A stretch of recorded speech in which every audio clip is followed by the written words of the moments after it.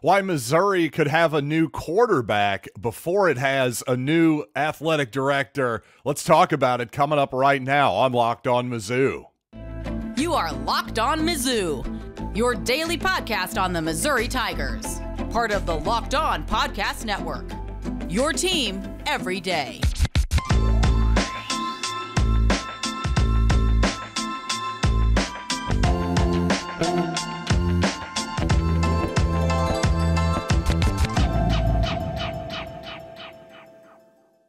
Hail, you true sons and daughters. I'm John Miller, your Mizzou mafioso, and a Mizzou basketball season ticket holder who deserves a victory. Let's be real. Just give me one. I'm asking for one. Is that too much at this point? So far, it has been. But you know what? We got to talk about that basketball game, of course. Possible future Missouri quarterback, Matt Zollers. What's going on with the athletic department? The AD search. Is it even happening? We got to get to all of that. But you know what? Before we get there, I do want to start the show by just telling you that this episode is brought to you by Nissan. Are you the kind of driver that likes to push things a little further? Ever wonder what adventure could be around the next corner? Take the Nissan Rogue, Nissan Pathfinder, or Nissan Armada and go find your next big adventure. Check them all out today at nissanusa.com. And quickly, I do want to acknowledge the passing of Andy Russell, by the way, one of the great Missouri football players of all time. According to Pittsburgh's Action News 4, Russell died this past Thursday night at the age of 82. He was a member of the, of course, famous Steel Curtain defense for Pittsburgh, and in 1971, actually was named the team's MVP in his 12 years in the NFL, 7 Pro Bowls, and a 2-time Super Bowl champion, winning back-to-back with the Steelers in Super Bowls 9 and 10. So obviously an incredible career there for Andy Russell. Just wanted to acknowledge one of the true great Missouri football players of all time, especially at the NFL level. And unfortunately, never an easy transition from that type of news. But I will say, if we're talking about, hey, Mizzou guys with connections to the state of Pennsylvania, well, there is a young man named Matt Zollers, quarterback, 4-star quarterback from that state, who is down to his home state, Penn State, Nittany Lions, Pittsburgh, the Georgia Bulldogs, and our Missouri Tigers. And it looks like his decision could come within the next month or so. Zollers saying recently to an interview with Rivals.com that he's going to schedule unofficial visits to all 4 of those schools in the next month or so once his basketball season wraps up at the high school level. And then ultimately he's going to make his commitment and take an official visit to wherever that school is. And from what I've heard, Penn State sounds pretty confident, but Missouri does too. This seems like a real battle between all 4 of these schools. If anything, I think there's a family connection there with Pittsburgh as well. So even though my colleague Brian Smith was somewhat dismissive of the possibility of Pittsburgh, in fact, he said, he's not going to Pitt. There's no way. I'm not as confident as Brian is on that one after hearing that I believe his brother is on Pittsburgh, or a close family member of some sort. I'll check on that for you at some point, but I do believe that his brother is currently a member of Pitt. That could indeed sway him a little bit. But, you know, obviously Georgia is going to be a strong contender anytime as well. But if Missouri were able to pull a 4-star quarterback out of Pennsylvania, out of the clutches of Penn State and Georgia, for example, well, that would obviously be a massive recruiting victory. And when it comes to the AD search, the reason I brought this up, well, it doesn't seem like, according to Gabe DeArmond over at Power Mizzou anyway, doesn't seem like there's been a lot of movement so far on said AD search. Is there a search firm? We have no idea what the heck is going on at this point. Not saying that's necessarily good, bad, or indifferent, but it is interesting that it seems like this is taking quite a while here. It's not as though Missouri had an obvious replacement for Desiree Reed-Francois immediately lined up or anything like that behind the scenes. Clearly, they're taking their time and having a real search nationally here to find out who the next athletic director is. So, again, My whole thing with this is, obviously, I don't know all the behind-the-scenes stuff here, all the machinations that are happening politically at the University of Missouri, power struggles, any of that kind of stuff. I'm more of the, hey, let's talk about what I actually see on the court guy. That's what I'm into. But I will say this, all this just optically, once again, just kind of a weird look. If you're the next Missouri athletic director, as Gabe DeArmond said, know what kind of situation you're walking into, because it may be a situation where your power is quite literally usurped by the board of curators, presidents, whoever it might be. You may not actually get to pick the next football coach if you're even around that long. The strange thing is, it just seems like for all the turnover at the board of, all the turnover, of course, the last few years, the athletic directors, we've had 4 in the last decade or so, multiple basketball coaches, hopefully some stability at the football coaching position right now, but a lot of turnover there since the Gary Pinkel years as well. A couple new coaches, obviously. The point is, a lot of these names at the board of curators seem to stay the same, don't they? That's kind of an interesting setup. But with that said, again, let's get back to what I like to focus on. Let's get back to the football field. Some news out of spring practice, Cameron Johnson, who played at right guard for Missouri last year, he came over with Brandon Jones, the Missouri offensive line coach last season from Houston. Well, he's been playing some left guard so far here in spring practices, and it's got some people wondering if maybe Logan Reichert is going to be an option at either left or right guard, potentially with Caden Green, the Oklahoma transfer. Apparently so far is going to be filling out Javon Foster's old position at left tackle. And certainly the reasons for Logan Reichert, the interest in that young man, are very obvious. He was a highly ranked high school prospect out of Raytown, Missouri. And he's also just a massive young man at 6'6", 369 pounds is what he's listed at. And at that size, I would say clearly he's going to be able to run block immediately, you would think, right? But pass blocking at that size, that could be a little bit more of a question, which is maybe to the point of, hey, maybe at this point in his career, while he was a tackle in high school, maybe guard is a better spot for him. That way he won't be able to be put out on an island as much in pass blocking. You just got to wonder at that size if he can move laterally enough to actually protect the quarterback. So again, that's probably why guard makes the most sense for him right now. Now, in terms of position, another position battle I'd mentioned, well, there's been quite a bit of talk, really, about the punt returner position on the Mizzou beat, not just from yours truly, but it sounds like Missouri maybe is going, if you listen to Eric Link, who talked to the media this past week, the Missouri special teams coach, it sounds like the Tigers might pick their spots with Luther Burden a little bit more this upcoming season when it comes to punt returns. Put him back there in a situation where they need an explosive play or feel like they can get a big return, that type of thing.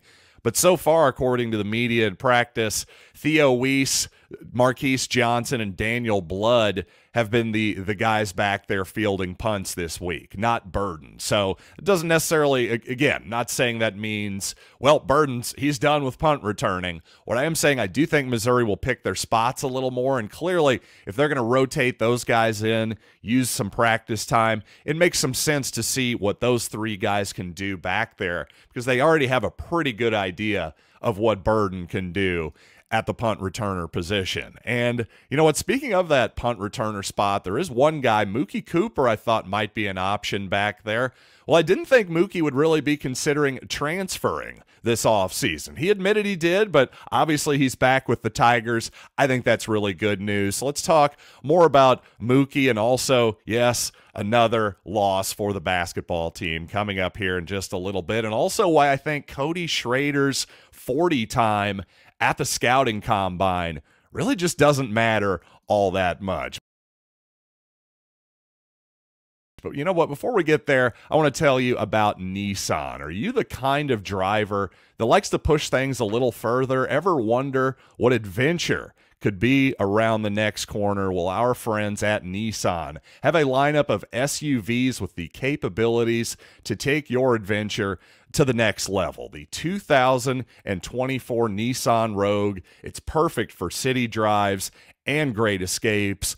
Class exclusive built-in Google is always updating your always updating assistant to call for almost anything. Forget your phone. You left it at home. No big deal. You've got Google right at your fingertips with the 2024 Nissan Rogue. It really is the perfect midsize crossover for your next adventure. And Nissan's incredible lineup also includes the 2024 Nissan Pathfinder with room for up to 8 and expansive cargo capacity and advanced available 4x4 capacity with 284 horsepower and up to 6,000 pounds towing. When adventure calls, the Pathfinder is there to answer. So take the Nissan Rogue, Nissan Pathfinder, or Nissan Armada and go find your next big adventure. Shop NissanUSA.com.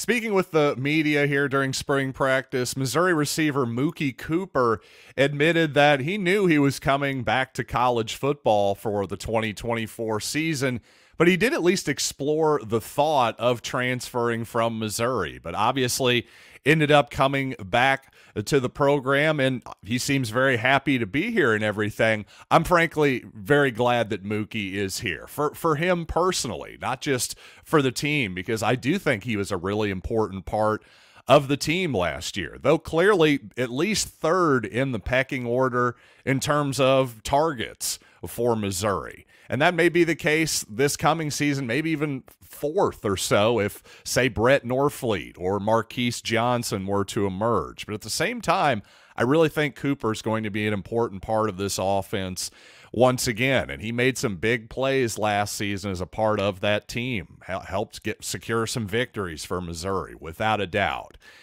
So with Cooper coming back, you know, I understand, though, why he would at least consider the possibility of transferring. You're saying, hey, maybe I can showcase my abilities for a potential, you know, the pros in the future, that type of deal. But in my humble opinion, and maybe Mookie would argue with me on this, I just don't think he's an NFL player. Again, maybe he'll go out there and prove me wrong. Guess what? Last year, I didn't think Cody Schrader was an NFL player last season.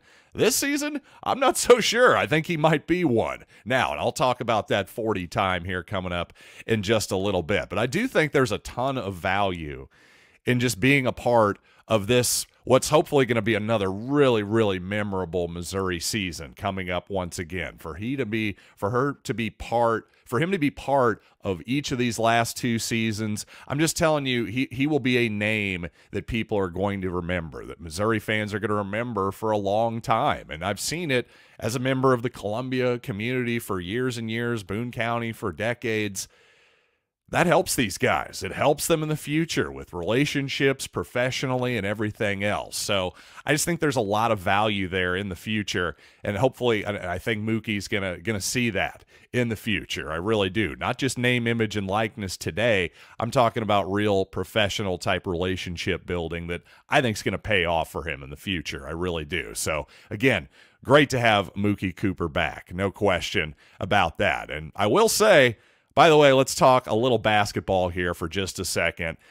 I couldn't believe how good the crowd was. Obviously not a sellout for a Saturday night SEC game like you would normally expect to see when Missouri's playing good basketball. Well, they've played a long way from good basketball this season. Missouri's got to be the most disappointing power conference, high major conference team in the country at this point. So for there to be, it looked like 10,000 plus people in Mizzou Arena, frankly, good for the fans. Y'all deserve one victory. And frankly, this team deserves one victory too. They're playing hard enough. I mean, heck, even the coach for Ole Miss, Chris Beard, said, heck, I've watched every single one of their games, which, by the way, makes me question his sanity and perhaps the balance in his life. But at the same time, he said, hey, Sean East, one of the best players in the league. Missouri's playing hard every single game. That's great and all. Missouri is playing hard. I like all that. And certainly 0-16 is truly beyond belief. But once again, Missouri plays an excellent offensive. I shouldn't say once again they played an excellent offensive half.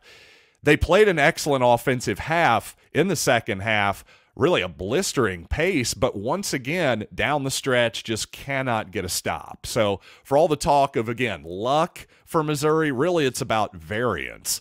On paper, yes, you would think there'd be enough variance here where Missouri one day would just be hot and the other team would be cold and they'd come together with a victory. Well, unfortunately, they played probably their worst games of the season against Arkansas and Vanderbilt, the other two worst teams in the league right now, and that just did not come together. So the bottom line is Missouri hasn't been unlucky. They've just been bad, especially on the defensive end of the court. Now, I will say this, Missouri has had its fair share of bad luck on different circumstances, certainly, all season. Obviously, injury luck with John Tunjay and Caleb Love. Well, and now Connor Vanover once again, too. He just came off his best game of the season for Missouri. He gets a concussion, apparently in practice. I don't think it happened in the previous game. If it did, I missed that particular moment. But statistically, by the way, Vanover has been, if you just look at his offensive rating, a simple metric there, he's been the best statistical offensive weapon on this team. In fact, his 123 per 100 possessions, that's just a little bit short of where Kobe Brown was last season, to give you an idea of his effectiveness. Now, this needs a massive amount of context here because Kobe Brown was the number one option. He's the guy you're throwing the ball to bail out possessions that stalled and went bad at the end of the shot clock. So clearly the level of difficulty for Brown and the load he had, the amount of minutes that he had, the usage rate that he had, there's no comparison. That type of rating number does favor big guys who spend a lot of time near the basket. That part is true. But what's also true is that Connor Vanover has made nearly 70% of his two-pointers this year at 68%. And he's nearly a 90% free throw shooter, of which he's always been an excellent free throw shooter in his college career. So guess what? When you put a 7'5" guy, yeah, he's not the strongest guy in the world. We all understand that. Is he a little bit soft? Is he the best rebounder in the world? I understand all of that. But here's a fact. He's 7'5". When you put him near the rim, he's a problem because, again, he's 7'5" and you can't foul him. He's an excellent, excellent free throw shooter. So while the three-point shot has not come along as well as Dennis Gates would have hoped based on his Oral Roberts season last year, I really think that if Missouri had just figured out a little bit earlier how to use Vanover more effectively, especially offensively, inside against the basket, it could have been a better season for him and Missouri. That's my whole point there. Kind of a microcosm of the whole year. Yes, Vanover is a flawed player, just like this is a flawed basketball team, but my goodness, it should have been better than this. And speaking of flawed things, well, I think the NFL Combine can be a little bit flawed, especially the 40-yard dash. At a certain point, is that really very predictive in terms of who a good football player is going to be? Don't get me wrong, I'd rather everyone be a 4.4 versus a 4.6 in a vacuum, but that's not how it works. Everybody has different traits as a football player, and I'm just not sure that running a straight line for 40 yards is really all that important, even at the running back position. So you know what? Allow me to defend Cody Schrader and his time coming up in a little bit. And also, to me, a real concern about Ennis Rakestraw and his NFL future. Let's talk about that here in just a little bit. But first, let's talk about FanDuel because it's time to get some buckets. Football is over, but it's bucket getting time on FanDuel, America's #1 sports book. Right now, new customers get $150 in bonus bets with any winning $5 bet. That's $150 if your team wins. And man, it seemed like the Celtics beat the beat the Warriors by about 150 this past weekend. What an impressive performance that was. I have to be honest, if anybody's going to take down the Nuggets, it'll probably be the Boston Celtics, maybe the Clippers, maybe the Bucks. I don't really see anybody else being a contender at this point. I'm still favoring the Nuggets despite FanDuel having it being the Boston Celtics at the moment. But regardless, you just got to visit FanDuel.com/lockedon and shoot your shot. It's FanDuel, official sportsbook partner of the NBA. Locked On has launched the first ever national sports 24/7 streaming channel on YouTube, and now it's also available on Amazon Fire TV in the free Fire TV Channels app, the free Fire TV Channels app, your sports destination. To learn more, visit Amazon.com/LockedOnFireTV.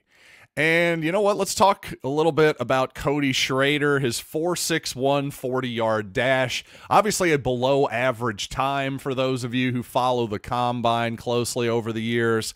But here's the thing. Was anybody surprised by that? This shouldn't affect Cody Schrader whatsoever, in my opinion.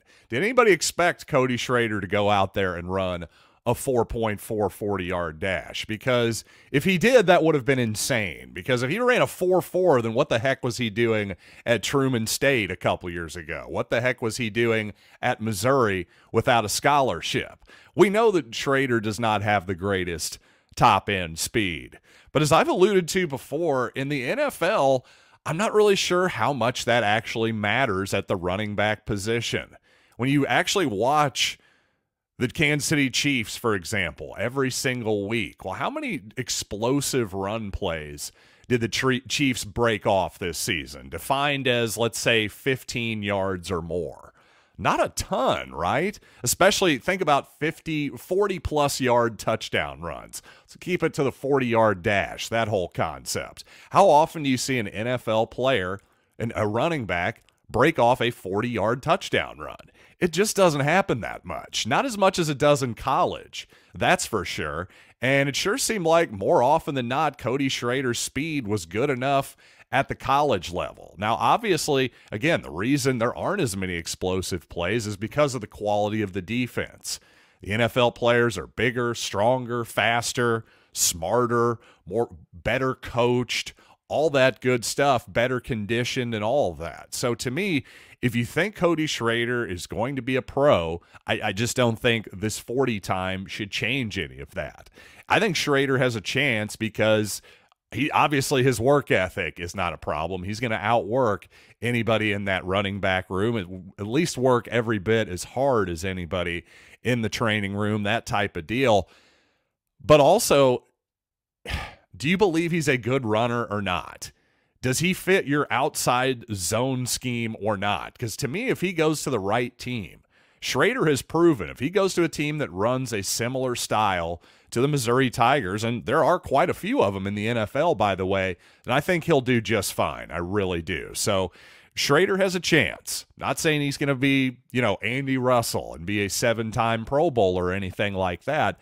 But to me, after what I watched this past season at Missouri, especially his level of conditioning and durability, his ability to block and catch the ball out of the backfield, he's a guy, if you want to, you can put him out there in any situation. And by the way, didn't play much special teams at Missouri. I could see him doing that at the NFL level as well. So he's going to be willing to do anything it takes. And as a lot of other people have said, I'm not willing to bet against Cody Schrader at this point.